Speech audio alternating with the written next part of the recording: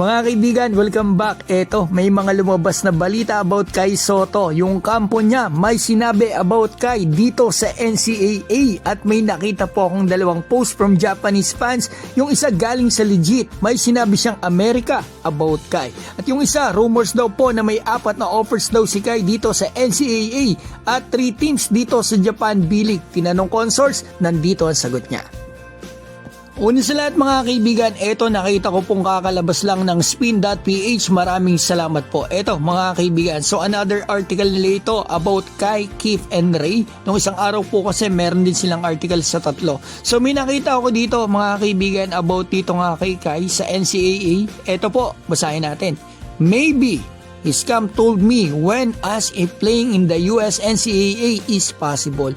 So natanong ang kampo ni Kai kung possible ba na maglaro dito sa NCAA. At ang sagot po nila ay siguro. So possible talaga mga kaibigan at may chance. Tingin ko depende yan sa offers. Kung mas maganda ang offers dyan kay Kai kaysa sa mga offers sa kanya sa Japan or ibang liga, makakunin nila talaga yan. Ang good thing pa po dyan, syempre malapit sa NBA. I'm sure na titignan nila yan. So ngayon, may nakita po ako sa Twitter mula sa isang Japanese account, verified account, at madami siyang followers dahil legit po yung mga pinapost niya. At napakasipag niya mag-post minuto talaga about B-League. So ito po ang post niya, translate natin mga kaibigan. Kai Soto, there's America too, huh?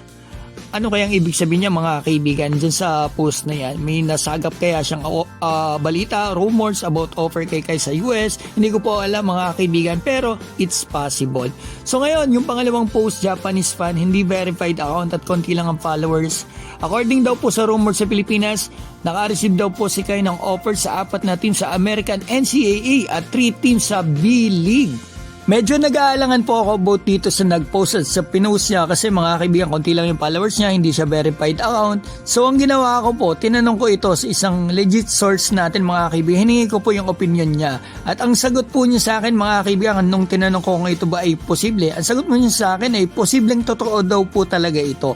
At para sa akin naman mga kaibigan, opinion ko, possible naman po talaga yan. Baka nga po ilang linggo lang o buwan pa ay mas madami na yan malamang. Lalo na yung offers dito sa Japan B-League, 3 daw sa ngayon. Ako, baka mamaya sa isang linggo, 6 na yan or next month, 10 na. Siguro baka sa mga susunod na linggo or buwan mga kaibigan, magkaroon na sila ng official announcement at wait po natin yon. Basta, good luck sa'yo Kai. Supportahan ka namin kahit saan ka maglaro.